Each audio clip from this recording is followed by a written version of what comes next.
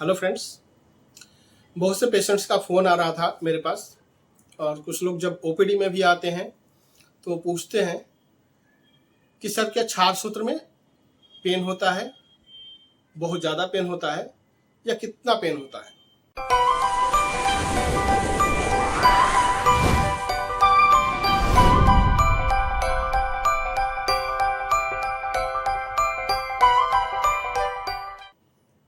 तो आज हम लोग बात करेंगे क्या क्षार सूत्र सर्जरी में दर्द होता है, और अगर होता है तो कितना होता है। क्षार सूत्र सर्जरी में पेन होता है या नहीं होता है, तो मैं ये बताना चाहूँगा कि कोई भी सर्जरी हो थोड़ा बहुत पेन तो होता ही होता है। जहाँ तक क्षार सूत्र सर्जरी की बात है तो क्षार सूत्र सर्जरी में भी पेन होता है, लेकिन जितना पेशेंट को बताया जाता है या जितने पेशेंट डरे होते हैं कि क्षार सूत्र सर्जरी में बहुत ज़्यादा पेन होता है, वैसी कोई बात नहीं है। पेन कितना होगा ये डिपेंड करता है आपके डॉक्टर पे, क्षार सूत्र पे। जो क्षार सूत्र है वो कई टाइप के होते हैं, तो वो किस टाइप का क्षार सूत्र है, वो गुगलू से बना हुआ क्षार सूत्र है या सुनही क्षीर से बना हुआ क्षार सूत्र है, उस पर डिपेंड करता है। क्षार सूत्र को अप्लाई कैसे किया जा रहा है, उसमें क्या कोई एनेस्थेटिक मटेरियल का यूज किया जा रहा है या नहीं किया जा रहा है, उस पर डिपेंड करता है। और डॉक्टर के पूरे सेटअप पे भी डिपेंड करता है कि वहां पे पेन होगा या नहीं होगा। तो सबसे पहले बात हम करते हैं डॉक्टर के स्किल पे। अगर आप किसी स्किलफुल डॉक्टर के पास जाते हैं जिसके पास एक्सपीरियंस है, तो आप मान के चलिए कि वहां पे क्षार सूत्र में बहुत ही मिनिमम पेन होगा, बहुत ज्यादा पेन नहीं होगा। दूसरी बात आती है क्षार सूत्र मटेरियल पे।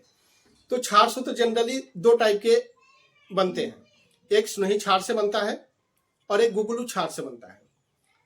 अपामार्ग क्षार तो दोनों में होता है, लेकिन जो सुनही क्षार से बनता है उसमें पेन कम होता है, और जो गुगलू क्षार से बनता है क्षार सूत्र, उसमें पेन ज्यादा होता है।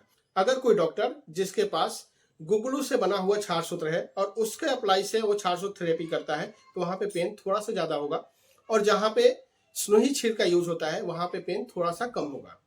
तो ये रही बात मटेरियल की। दूसरी बात, क्या जो डॉक्टर क्षार सूत्र सर्जरी कर रहा है कोई एनेस्थेटिक मटेरियल का यूज कर रहा है, अगर करेगा तो पेन ऑब्वियसली कम होगा। और अगर जहाँ पे भीड़ ज्यादा है, जैसे सरकारी संस्थानों में कुछ जगह पे होता है, पेशेंट इतने ज्यादा होते हैं कि वो थोड़ा सा पेशेंट पे डॉक्टर ध्यान नहीं दे पाते, उनको जल्दी होती है।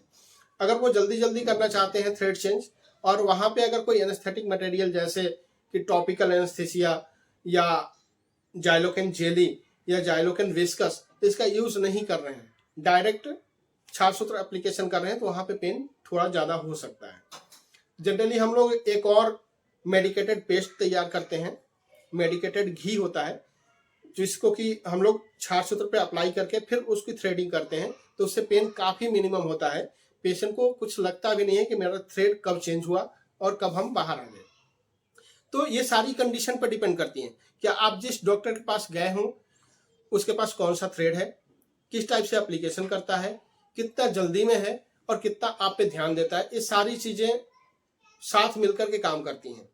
तो अगर ऐसा कहना कि क्षार सूत्र में बहुत ज्यादा पेन होता है, ये सही बात नहीं है। हाँ, कुछ जगह आप जाएंगे तो वहां पे पेन आपको थोड़ा ज्यादा हो सकता है, लेकिन बहुत सारे क्षार सूत्र सर्जन ऐसे भी हैं जहां पे आप आराम से जाकर के थ्रेडिंग करा के आ सकते हैं, आराम से जाकर के थ्रेड चेंज करा करके आ सकते हैं, आपको पेन का बहुत ज्यादा अनुभव नहीं होगा, हल्का फुल्का पेन तो लगा रहेगा। तो ये क्षार सूत्र सर्जरी पे पेन कितना होता है, बहुत ज्यादा होता है या मिनिमम होता है, इसके बारे में हम लोग आज बात किए।